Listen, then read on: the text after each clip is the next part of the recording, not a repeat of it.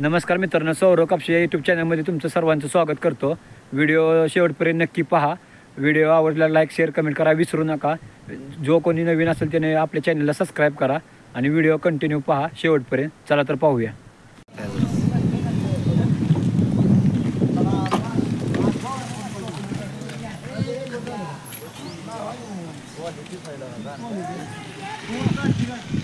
PJ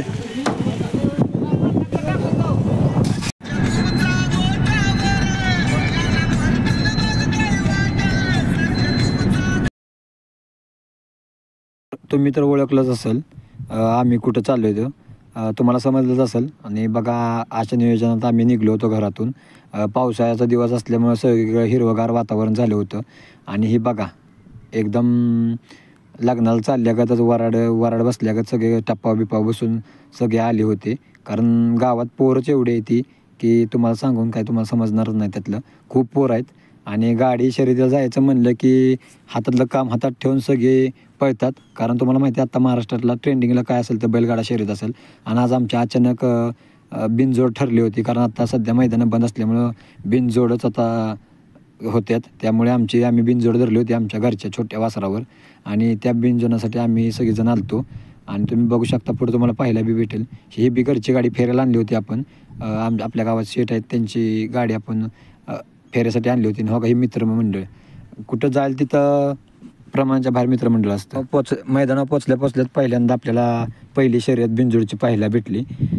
अतिशय वेगानं गाड्या वर येत होत्या आणि बघायला किती भारी वाटते बघा। एकदम पारदर्शक असं, एकदम पब्लिक कमी असल्यामुळे कोण नसल्यामुळे एकदम सुट्ट्या गाड्या पळत होत्या। आणि तोडच नव्हत्या गाड्यांना, बेमाप गाड्यांना स्पीड असतं, त्यामुळं काय बघलं एवढं कमीच आहे। आता आपली रेस होती, त्यासाठी आपण गाडीची उपाय घेतली होती।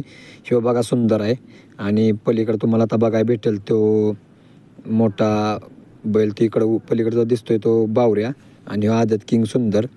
ही आपली घरची गाडी असल्यामुळे काय आपल्याला जुळवताना काही प्रॉब्लेम न झाला आणि गाडीला आपल्या स्पीड होतं म्हणून आपण गाडी जुळवली होती। मोठी रेस नव्हती, छोट्याच किमतीवर आपण रेस धरली होती। आपल्याला बी आपल्या मापानं परवडा अशी लय मोठी रेस धरली नव्हती। आणि हे आपलं फॅन बॉलिंग आहे, पोरं आपल्याकडं कमी नाहीत, पोरं खूप आहेत। फॅन बॉलिंग आपला मोठा आहे त्यामुळे जाईल तिथं काय ते विषयच नाही। आणि हे गाडी असल्यामुळे आपल्याला कशाचाच प्रॉब्लेम येत नाही गाडी नेताना आणताना बैल झुपताना, कारण एवढी पोरं लागतातच। त्याशिवाय ह्या क्षेत्राला सुद्धा मज्जा नाही।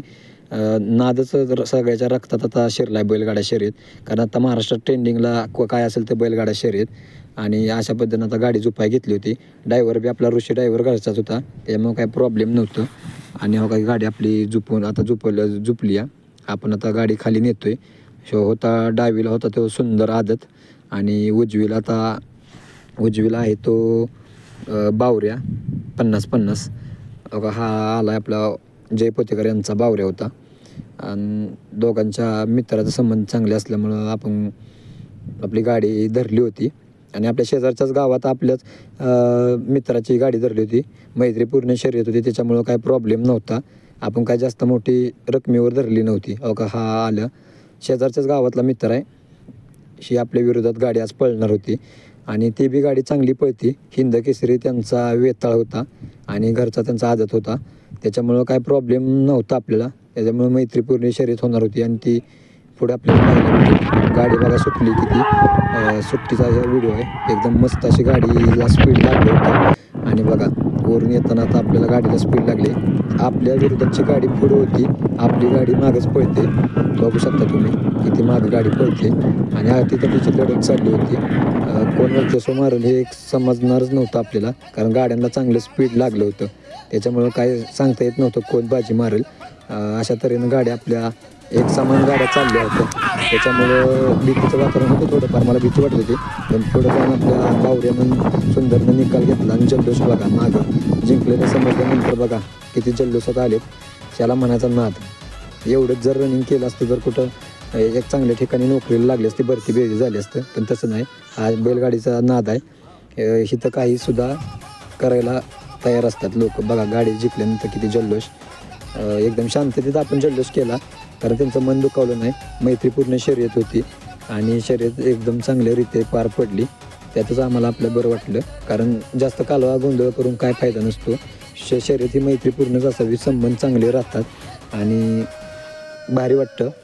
रेस असा व्हायला पाहिजेत, कारण आत्ता तुम्ही बघताय बैलगाडी क्षेत्र कोणत्या वळणावर चालले, त्याच्यामुळं अशा शर्यत होणं खूप महत्त्वाचं आहे.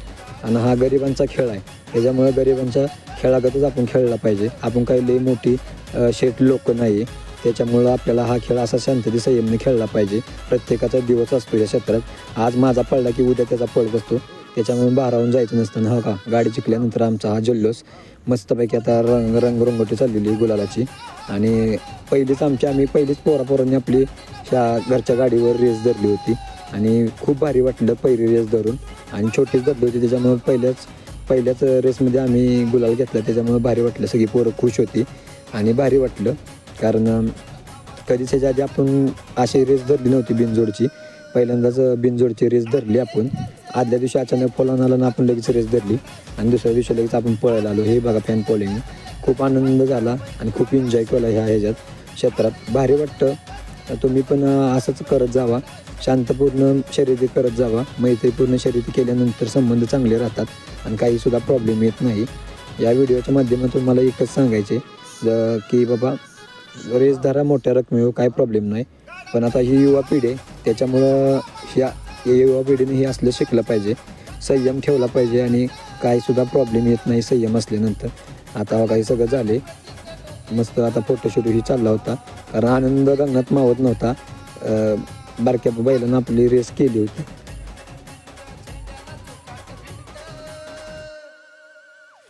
रेस झाल्यानंतर आता गाडी सोडून आपण घराचा प्रश्न. हे बघा जोडीदार किती खुश होतं, नागेश आणि योगेश. आणि आता बैलं भरायची होती, जागेवर बांधून बैलं भरून आता चाललो होतो पुढून मागणं गाडी येणार होती. मस्त अशी रेस झाली आणि खूप एन्जॉय केला. मस्त वातावरण बी होतं बैलांना पळण्याजोगं. पावसाळा असल्यामुळं काही प्रॉब्लेम नव्हता उन्हाचा जास्त. रिमझिमवरनं पाऊस पडत होता थोडा, कधी ऊन पडायचं तर कधी पाऊस यायचा. बघा आम्ही आता चाललेलो होतो. हे बघा नंतर रेस झाल्यानंतर बुकेच दिले बघा कार्यकर्ते. हॉटेलात वडापावर तुटून पडण्यासाठी बसले होते. आत बी तेवढेच होते आणि बाहेर बी आत बसल्यावर जागा नव्हती म्हणून बाहेर बी तेवढीच उभे राहिले होते. अशा प्रकारे आम्ही खूप आजच्या या शर्यतीत एन्जॉय केला. आणि पाऊस मोठा पोचल्यानंतर हॉटेलमध्ये पाऊस मोठा आला.